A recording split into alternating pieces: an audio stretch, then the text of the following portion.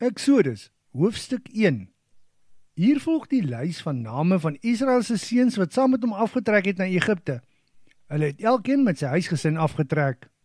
Reuben, Simeon, Levi, Juda, Issachar, Zebulon, Benjamin, Dan, Naphtali, Gad en Aser. Josef was reeds in Egipte.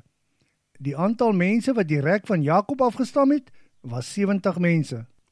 Josef en sy broers, ja, daar die hele geslag het doodgegaan. Die kinders van Israel was vrugbaar en het baie geword. Hulle was oor die hele land versprei. Later het daar 'n ander koning aan bewind gekom wat nie van Josef geweet het nie. Toe sê hy vir die Egiptenare: "Hierdie Israeliete is nou meer en sterker as ons. Ons moet 'n plan maak met hulle, anders word hulle heeltemal te veel.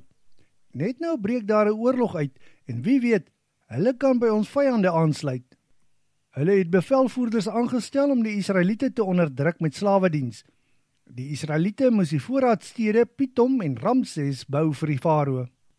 Die Egiptenare het bang geword vir die Israeliete, want hoe meer hulle die Israeliete onderdruk het, hoe vinniger het hulle vermeerder. Hulle was later oor die hele land versprei. Daarom het die Egiptenare meer gewelddadig geraak teenoor die Israeliete en hulle met geweld gedwing tot slawediens.